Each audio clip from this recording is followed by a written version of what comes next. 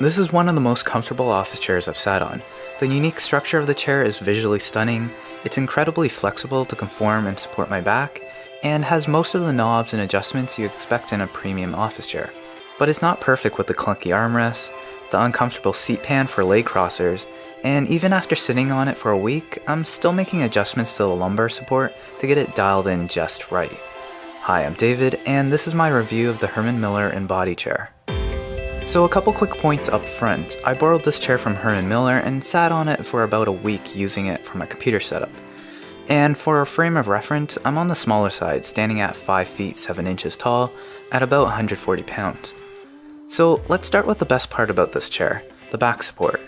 Instead of the traditional foam cushion padding found on most chairs, the Herman Miller Embody uses a suspended rubber canvas that's supported by this plastic skeleton structure.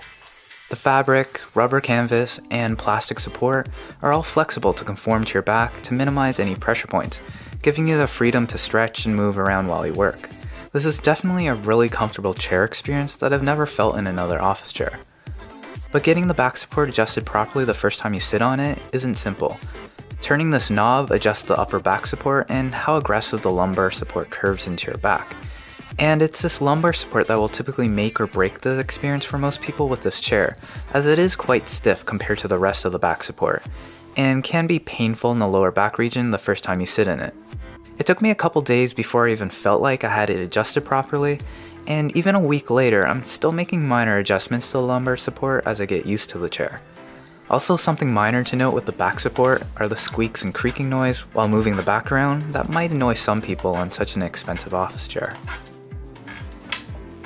Next, let's talk about the chair adjustments found on the Herman Miller Embody. I've talked about the importance of the various chair adjustments in another video, and as to be expected, this chair has them all. The seat pan depth is a little awkward to adjust with these handles on the front, but it works.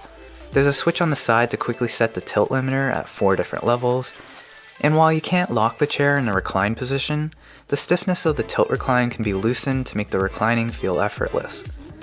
The height is adjustable just like any other chair, but uses this joystick toggle instead of a traditional paddle.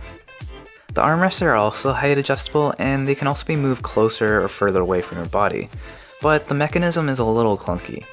Also, I found the armrests to be quite large and far forward with no option to move them back. So for me, who likes to tuck in my chair, they just end up getting in the way most of the time, so I usually just leave them at the lowest setting and never use them. Back to the comfort of the chair, I mentioned the back support is really comfortable, but the seat pan is also really comfortable too. The design of the seat pan is also quite unique since it doesn't use the traditional foam padding, but a suspended plastic coil spring design. This combined with the balanced fabric material makes the chair feel really breathable, which is nice for those people who get warm sitting on typical foam padded chairs. The downside with this coil spring design is that you can feel the individual components dig into your leg if you don't sit straight or like to sit cross-legged once in a while like I do. So it's not ideal for that, but I guess it helps encourage you to sit properly in your chair. In the end, the Herman Miller Embody is truly a unique and stunning looking chair. While the first time you sit in the chair, it will probably feel a bit odd, and it will take some time in adjusting to get used to it.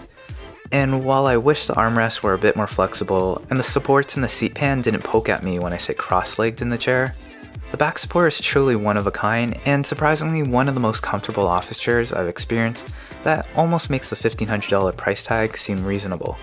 Almost. But I'm not too sure yet. Maybe I'll try out some other chairs first. But hope you guys enjoyed this one. You know what to do, and I'll see you in the next video.